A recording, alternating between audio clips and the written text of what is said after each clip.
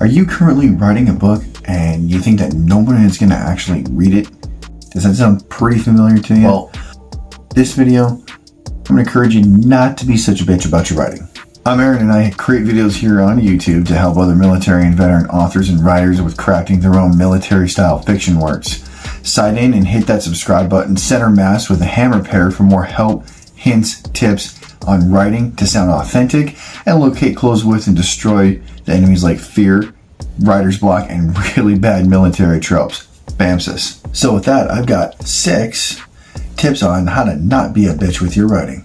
Do yourself a favor and watch all the way to the end of the video, because that's when I've got the most important tip to being confident with your writing and creating. First thing is know your shit.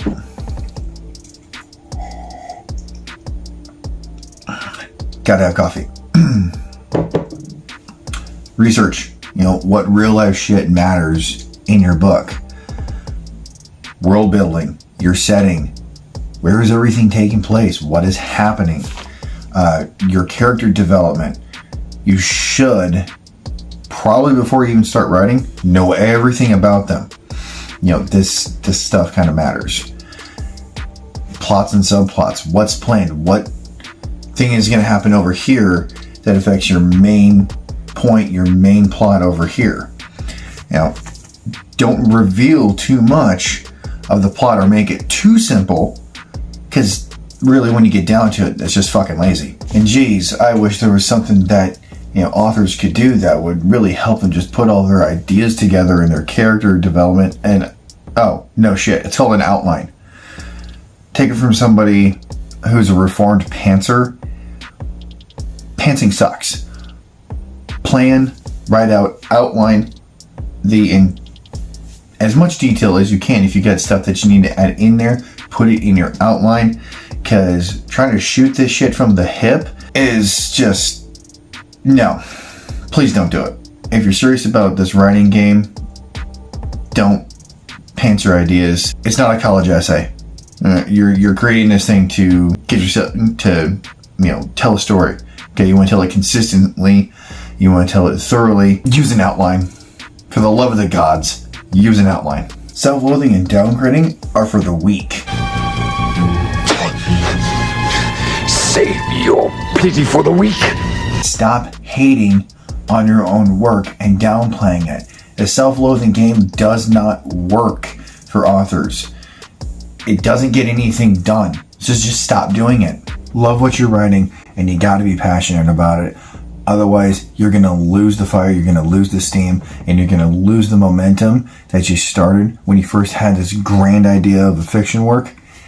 Don't lose that. Love what you're doing. Cultivate the passion for it.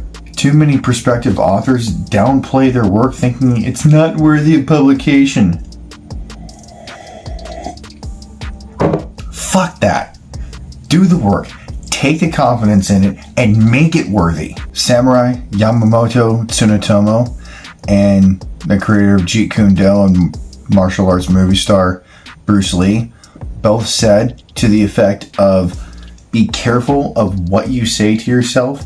For the warrior inside hears the words and is lessened by them. Tip number 3, remember who's actually writing the book. Remember who the fuck is actually writing the book. It's you. Constructive criticism is one thing, and it's great. I'm not trying to take anything away from that. A lot of times it's needed in editing, in proofreading, absolutely. Don't get me wrong on that. But criticism is only constructive when it's constructive. After that, it's just criticism. Take the outside opinions, yes, from beta readers and editors and proofreaders into consideration, especially if they're an editor, a proofreader who's been doing this a while. But ultimately, who's writing the book? It's you. And even that can be overlooked sometimes. One of Grant Cardone's books himself, he didn't have any kind of editing, proofreading, or anything. He wrote it within a few hours and had it published within 24 hours. So, food for thought, just take that into consideration. Does someone else pay your bills? Hopefully not. Is someone else going to write your novel? No. And especially with the naysayers, because we're all going to have naysayers and haters, Their opinion, especially because it's negative, shouldn't mean shit. Just make sure your book isn't actually shit. See point number 2 again for that one. See, if you've put the work into it, you've done everything right up until this point, the crowd opinion shouldn't mean anything to you, because, you know, a crowd opinion has never been wrong at all.